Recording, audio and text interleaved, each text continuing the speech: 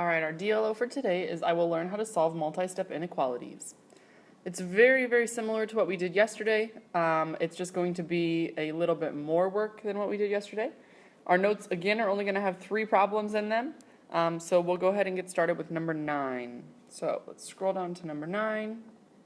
Make sure you have this DLO written up at the top of your paper, by the way, so that we can make sure that you can see that.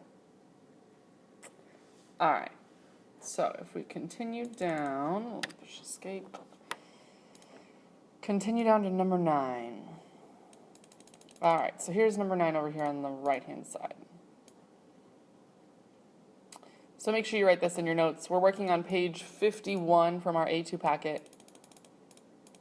So we're going to do pretty much exactly what we did yesterday. We're going to solve this problem. We're going to write it in set notation. We're going to graph it. So, as you can see, these problems are a little bit more intense than last time. So what we're going to do is the first thing we're going to do is draw the river, if you guys remember that from solving equations. So I'm just going to write us some notes over here. So I'm going to say draw the river. Make sure you have these in your notes as well.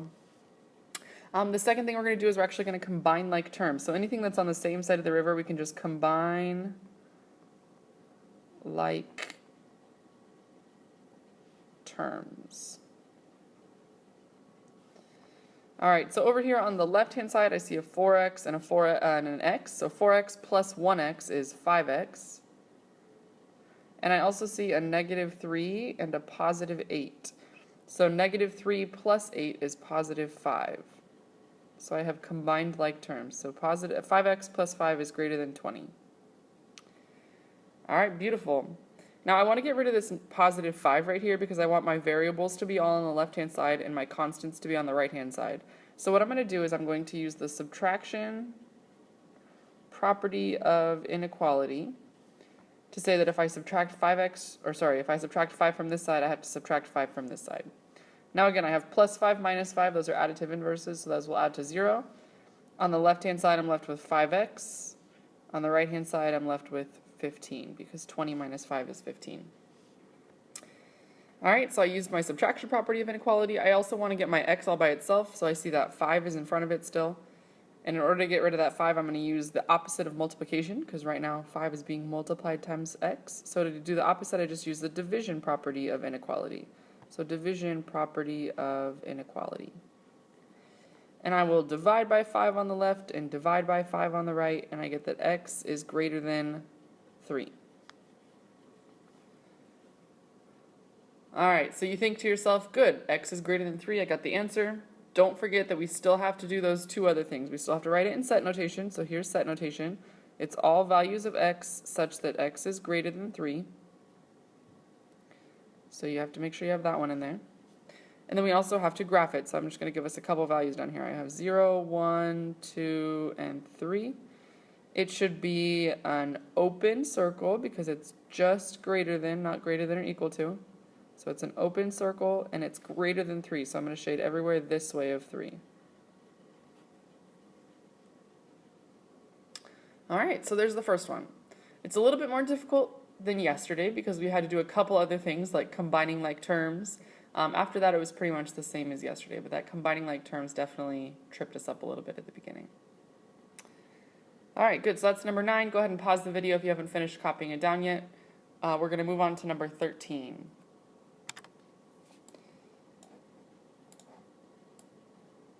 Alright, so if we scroll down here, let's see where we are actually. 13 down here. Alright, so let me zoom back into 13.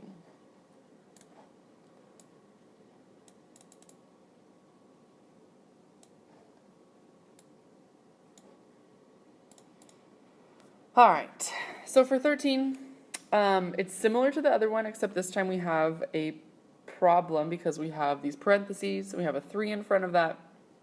So what we're going to have to do is we're going to first draw the river like we did last time. So draw the river. There we go. So here we go down from our inequality. I'll draw my river. I want to distribute the 3, so distribute the 3. So I'm going to say, okay, 3 you're going to multiply times 2x, and you're also going to multiply times negative 3.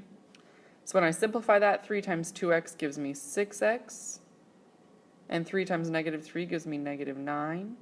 So 6x minus 9 is greater than or equal to x plus 1. Alright, now it looks a little bit different than the last problem, because in the last problem we had a lot of things on the same side of the equation that we could combine, a lot of like terms that we could combine. But now, if you look at 6x and negative 9, those are not like terms, so we can't add those. If you look at the other side of the equation, we have x and positive 1, but those aren't like terms, so we can't add those. So now we have to go across the river, or across that inequality symbol. So I want to bring all of my variables to one side. Now I could bring the 6x over to the right-hand side, but if I do that, I get a negative 5x, and I don't want a negative number. So instead, what I'm going to do is I'm going to use the subtraction property of inequality, to say that if I can subtract x from this side, and I can subtract x from this side. So on this side, x minus x, those are additive inverses, so they add to 1. On the left-hand side, 6x minus 1x is 5x. And again, I had to do the opposite sign because I'm going across that river. So I get 5x minus 9 is greater than or equal to 1. I'm bringing all my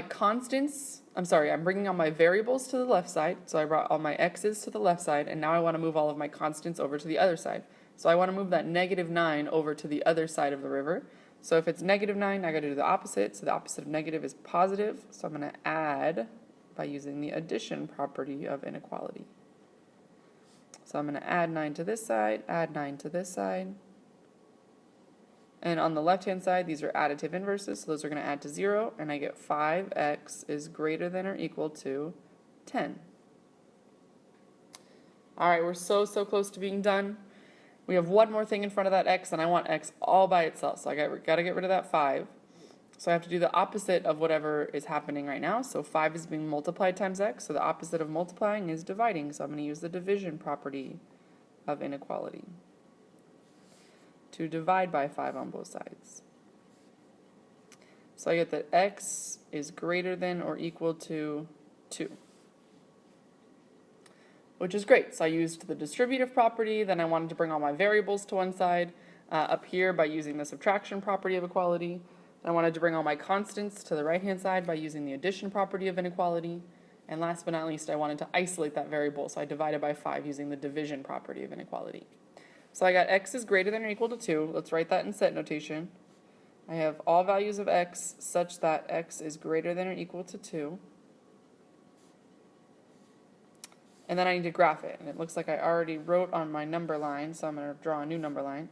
So I have 0, I have 1, and I have 2. Now this is greater than or equal to, so I have to have a closed circle because it's also equal to. And it's greater than 2, so it's all the values this way of 2. Greater than 2. Alright, good. So there's another example like what we're going to be doing. The last example I want to look at is actually a word problem. So go ahead and pause this if you haven't finished writing it down, and then let's look at the word problem.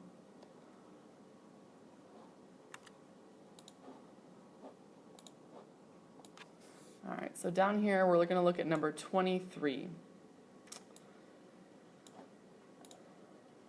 Alright, number 23 up here. Oops. Alright, so if you haven't, go ahead and pause the video, and I want you guys to write down number 23 for me. So I'll go ahead and highlight it so we know which one we're working on. Oops. Let me try to make that a little better. Alright, so go ahead and write that down because you need to have that in your notes so you know what problem we're working on when you come back to it. And when you're ready, push play again. Alright, so it says Marcus has accepted a job selling cell phones. He will be paid $1,500 plus 15% of his sales each month, and he needs to earn at least $2,430 to pay his bills every month. For what amount of sales will Marcus be able to pay his bills? So, he gets a flat fee of $1,500. So that's a flat fee, $1,500. Plus, he gets 15% of however much he sells every month. So let's define a variable because we need that. So down here I'm just going to kind of write a little bit other places since we don't have a ton of room right here under 23. So down here I'm going to define the variable as, let's see, S being the amount of money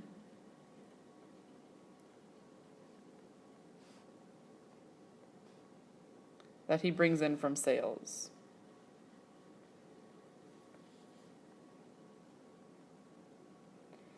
So he gets a flat fee of $1,500 plus 15% of this value S. Oh, I didn't spell amount right, did I? Amount. There we go. So he gets flat fee of $1,500 plus 15% of all the sales that he makes every month.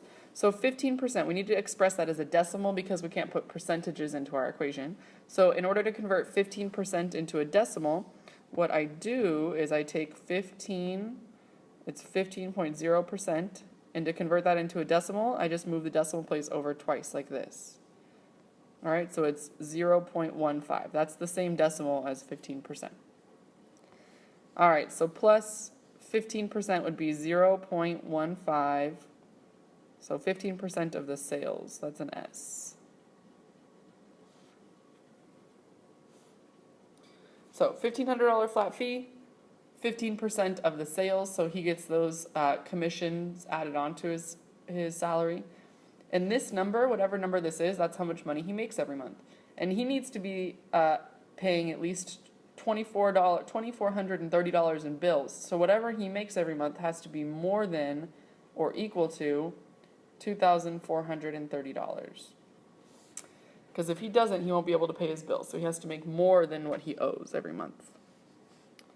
All right, so 1,500 plus 0.15S is greater than or equal to $2,430. All right, so make sure you have that written down in your notes.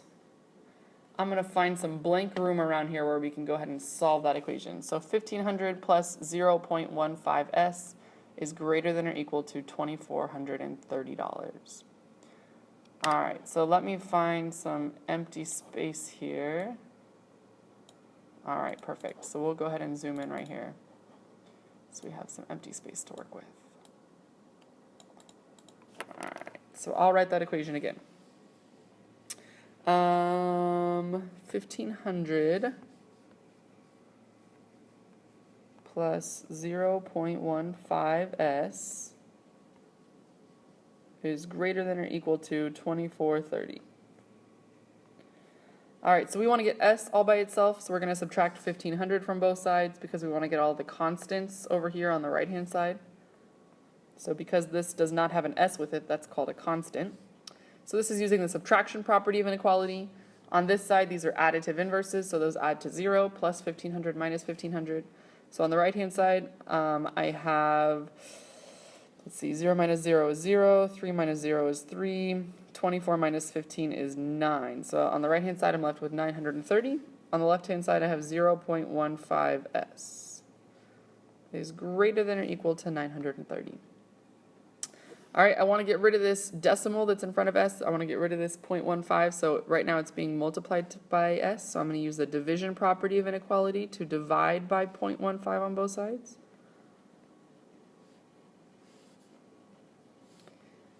So on the left-hand side, these are multiplicative inverses. Those are going to multiply to 1, 0.15 divided by 0.15. So I'm left with S is greater than or equal to 930 divided by 0.15 is 6,200. And you could do that in a calculator. You don't have to do that by hand.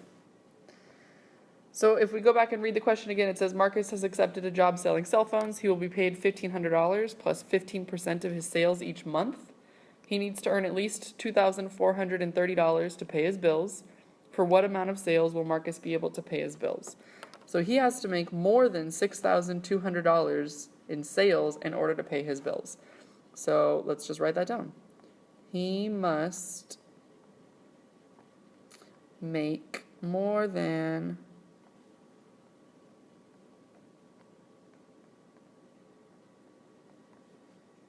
$6,200